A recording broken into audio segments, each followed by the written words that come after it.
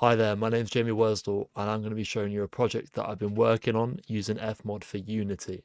This project consists of various different types of sound design. I'm going to be showing you particularly on how I've implemented it into the game. You can use FMOD to make sure your projects, your sounds don't sound too boring. There's always something new and it just adds a professional touch to your projects.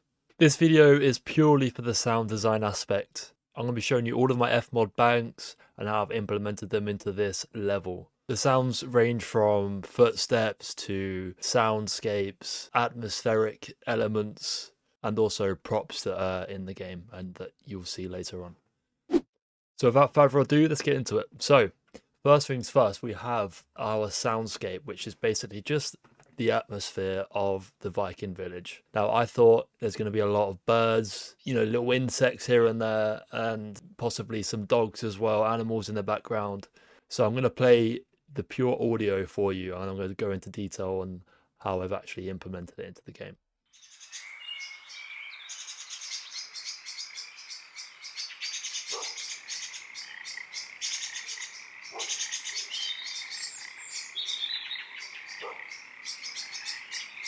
All right, so we have the birds, which is basically just a bed for the soundscape. So this is just the background. In audio 2, we have a multi-instrument consisting of 3 barking audio files. Now these are playing at random, and the whole idea of this is to make sure that every time this loops, it's not the exact same. So as you can see, when I press play, we have 3 audio files in each of these blocks, and they're going to randomly play. Another touch that I added was a scatter instrument, and this is a recording of some frogs, insects, things like that. And what this does is it adds multiple tracks of the same audio and loops itself infinitely. So if we go here onto our scatter instrument, we have a spawn rate, a pitch randomizer, and a volume randomizer that I've used. And we also have min and max spawn interval. And now what this is going to do is, depending on how fast or how slow I want it, it's going to spawn lots of different instances of the sound.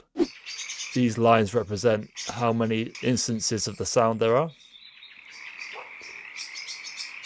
Now, if I turn this spawn rate down, you will see that we have a lot less spawn instances. If I turn it up, 500%, we have way too many. So we want to keep it subtle but interesting at the same time, and not too, we don't want it to take over the audio field. Again, this is another great technique to use to make sure your loops do not sound too repetitive. One more touch that I think is very important is having a fade in these type of 2D audios, because you don't want to start the game and you don't want the audio to just instantly hit you in the face. You kind of want it to fade in. So I've got 2 fades, one on the attack, one on the release. So every time you start the game up, you slowly hear the audio. I mean, we've got a delay of 1 second here. If you listen to this right now, it will fade in, and then when I stop, it will fade out.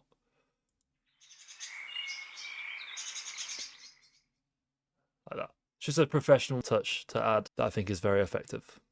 This is how I've implemented the audio into the game. So I've added an FMOD studio event emitter onto my camera, which is my player. As this is my soundscape bank, I've assigned the event to the soundscape bank, which is in FMOD here.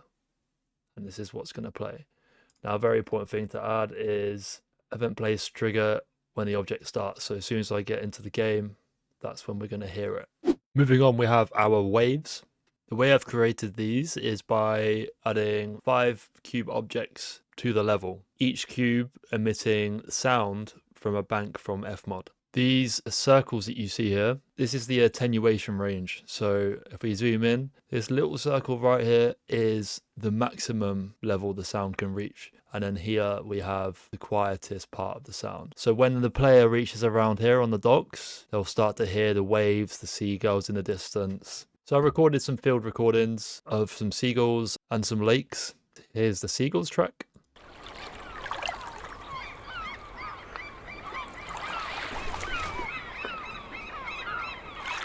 And then here is the waves track.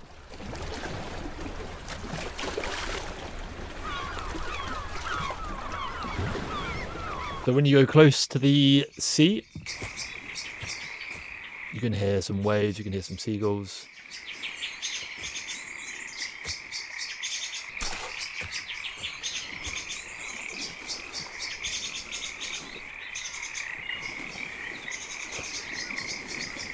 The next thing I'm going to be speaking about is the bar atmosphere and also the farm that we have over here. Now, they're both emitting sound, but there is a slight difference between the two of them and how I've implemented them into the game. So we'll start off with the bar. Very simple to make. I made a loop from a sound recording that I recorded in a hotel in London. So here we have the bank that I've named Tavern.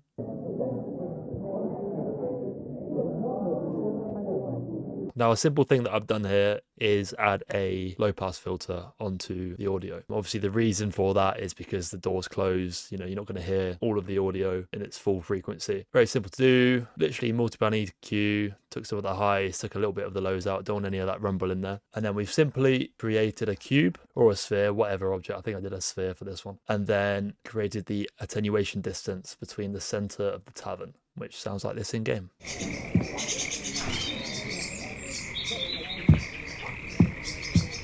Brings the level a little bit more to life. Now, for the farm sound, what I've done here is basically the same. The only difference is that the sound triggers once the player walks into the cube here. Now, the reason for that is you don't really want to hear too many things going on at once, so I decided to add this to kind of polish up the project a little bit. This is what I have for the farm animals.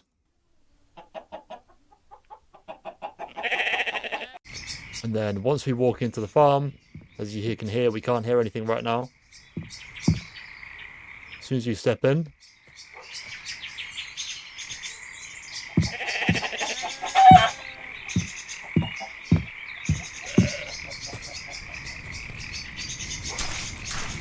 and we step out, and it's gone. The next one we have are sounds emitted from props. So there are a lot of torches in there, and there's also these wheels in the background that are moving. So I recorded these wheel sounds from I have a really squeaky door downstairs. So I recorded my door to try and emulate the sound of how that wheel would sound. So as you can see, we have two squeaks. This one.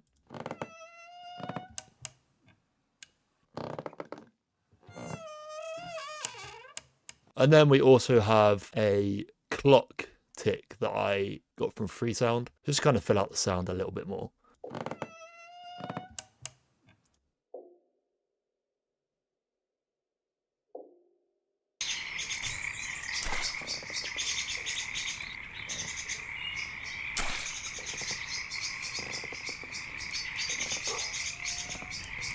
There's two types of torches in this game. So there's a small torch and there's quite a big one. The big one I wanted quite a more of a deep rumble sound. The small one is just more of a crackle kind of campfire-ish. Now a very good workflow tip is to add sounds to the prefabs. So what this is going to do is if we find the torch here and we click on it, we can add a FMOD Studio event emitter to this prefab prop. And now this is going to add it to every single instance that it has in the game. So you don't have to go individually and add one to every single prop. Now in FMOD, there's a few important things that I've done to this. So obviously we want to make it a loop, but as there's so many instances, you want to have a start offset onto the loop. Otherwise, you're going to come across so many phasing issues. It's just going to sound really horrible. So that's what I've done here is randomize. This is the range of the start offset. So one torch could start here and then another torch can start here. And so on. You don't want them all to start at one point. Otherwise, you're just going to have the same sound multiplied and also coming from different directions. And it's just going to sound horrible and messy. So again, if we go look around and listen to all of the torches. This is torch one. This is the big torch that we have. And over here. And I'll show you what I mean by the phasing issues.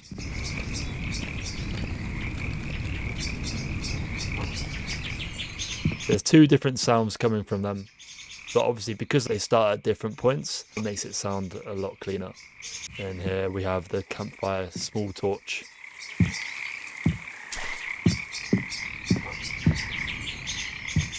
Last but not least, in fact, I think it's probably one of the most important things of the whole project, is the footstep sounds. Now, I struggled very hard to get these to work for a long time, but I did manage to find a script that finally worked with this particular project. I'll show you how I went about doing that. So in FMOD, we have 4 different audio tracks, one for wood, one for dirt, one for sand, and one for water. Now, I recorded 6 instances of wood and dirt, as they're the most prominent, more surface area of wood and dirt in the game. Now, each of these audio tracks have their own parameter. So on the wood tab, we have a automation of the volume from 0 to 1, and that is controlled by one of these parameters up here. Same for dirt, for sand, and same for water. Now they're all multi-instruments, so they're played at random. Slight different pitch modulation on there as well that I've added, just to make sure that the sound doesn't feel like it's repeating itself to the player. This is all my wood steps, my dirt, my sand, and my water. Now, the sand and water go hand in hand in this level because there's a lot of water and a lot of sand playing together. So the script will tell Unity to have a nice mix between these two. So it will sound something like this when the player walks on the sand, because it's quite waterlogged in the game. And now this is how I have implemented the footsteps into the game. So I've gone onto my first person camera, and we scroll down here, we've added a component and then added a script for the footsteps. The footsteps change depending on where the player is standing. That was the end goal in creating these sounds. You see on the wood,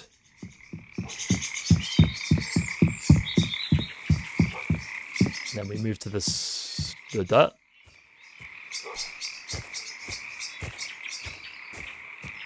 And then this is what I was talking about earlier with the mix between the sand and the water.